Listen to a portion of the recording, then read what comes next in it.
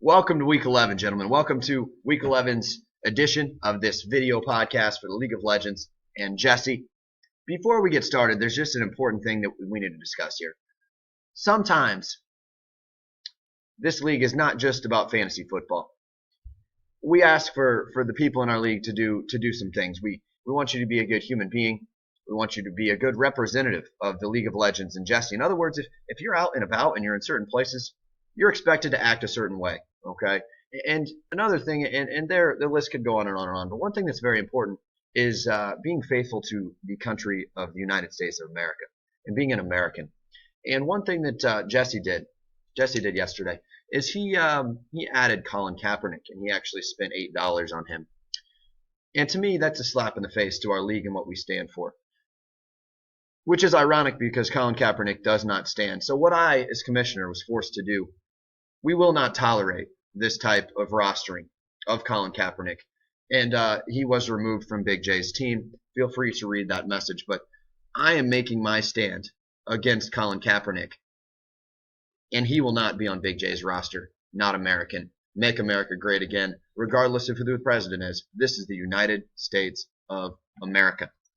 Boys, I tell you what, look at the standings. Look at the standings. We're not going to do it this week because I'm going to dive right into the preview this week. If you look at the standings, and I try to remind everyone of this weekly, it is going to be a bloodbath to get into this playoffs.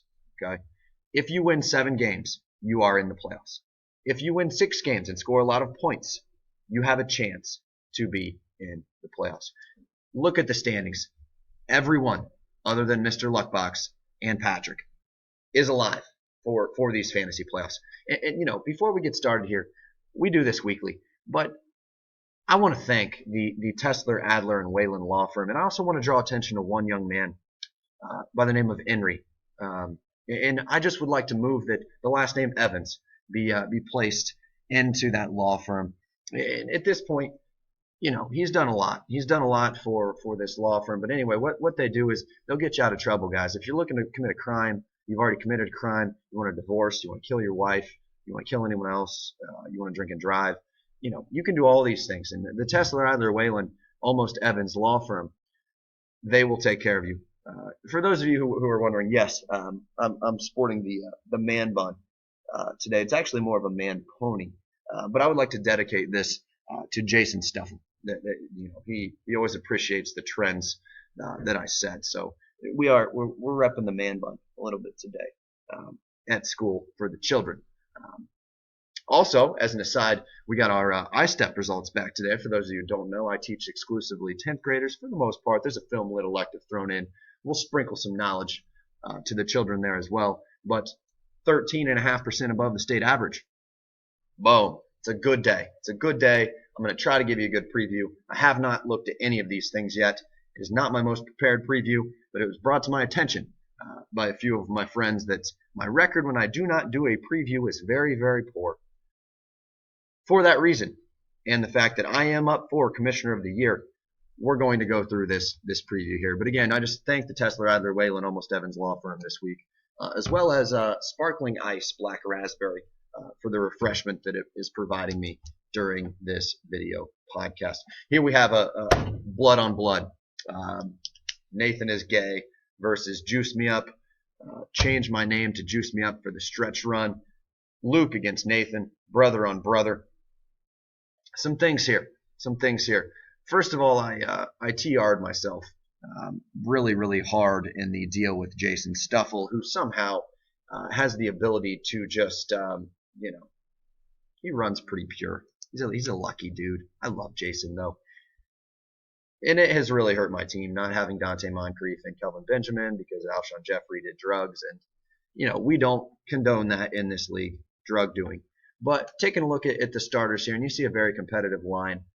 You see some matchups that maybe aren't favorable for my team. And here's what this match will come down to, in my opinion, is this tight end battle.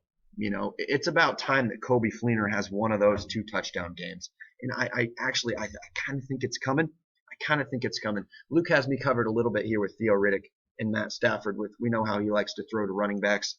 Luke's also starting 2 players against me in amazing matchups. I just hope. I threw a text to Antonio and I said, hey, man, you were my leader.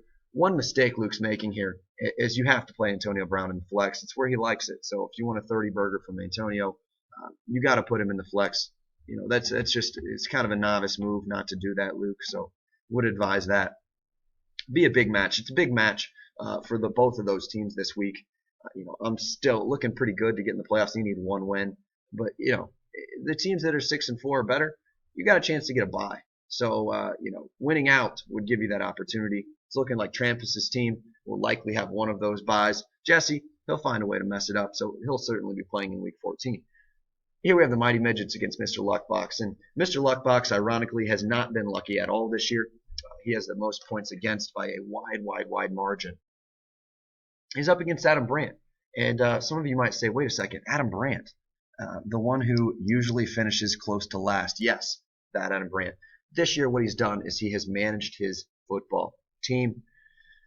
He also has Zeke Elliott and Matt Ryan, I believe, and he's right in the thick of things. If he goes 2-1 down the stretch, and I actually have his schedule the rest of the way. Adam Brandt will play Foster, Luke, and Gray going forward, and those are games you can win. Those are games you can win. Looking at this matchup here, I favor Adam Foster's team, but I've picked him quite a lot this year. I think looking at his team for him, I know sometimes he watches.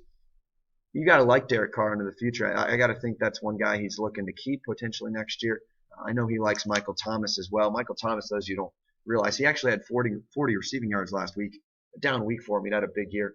But he managed to score 0 points because he fumbled twice, one of which, and really both, kind of cost him the football game. But, I think Adam, he's ridden a guy like Derek Carr. And Adam, I tell you what Adam's going to do. Here's his schedule remaining. He plays this week Adam Brandt, the team that's in the playoff race. Next week, he plays Jesse, a team that could maybe make the playoffs. And then in week 13, he plays me again. So could really hurt some teams looking to do some things. I like him this week without diving into this too much. One thing for Adam, it's a lot of pressure on Ezekiel Elliott to put 40 burgers on people. Luke somehow survived that last week on the Eli Manning heroism there and defeated Adam despite that 40 burger that Zeke put on him. Here we have two of the better teams in the league. And it was brought to my attention. I text Danny quite a bit. We're big fantasy basketball players. Some have called us brilliant. And Danny texted me, said, the weird thing is that there are 3 or 4 managers who generally in fantasy football do very well. And he was actually talking about the existence of this league. I've been in another league with Danny. And he mentioned a few people. Because I'm humble, I won't reference one.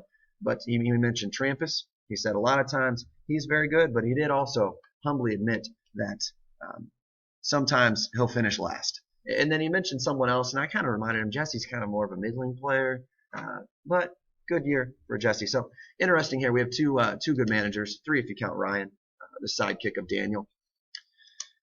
And this is a big matchup. These guys, the way their schedule falls, they actually play back-to-back weeks. So look, it was randomized. I promise. I know it looks fishy, but this schedule was set at the beginning of the year, and this is a huge match.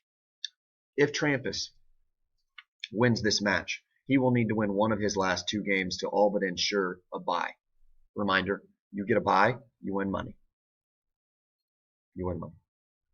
And Danny here, his remaining schedule, he plays Trampus twice. And then speaking of bye, he plays Pat in week 13. And you got to like Danny in that situation. So what Danny's looking at is if he can beat Tramp 1 out of 2 times, if he can beat Trampus A. Whalen, our favorite lawyer, other than Chris Evans maybe, if he can beat Trampus 1 out of 2 times, it's looking like he has a pretty good chance to get that other bye, depending what happens with Jesse's schedule. So Jesse this week plays Mike, and then he'll play Foster, and then he'll play Jason in week 13. So Danny is certainly in position with the number of points his team has. If he can go 2-1, he can maybe just slide in there and get that bye. But we'll talk about another team later that I really think has even a better opportunity based on schedule going forward. In this matchup, here's what I like.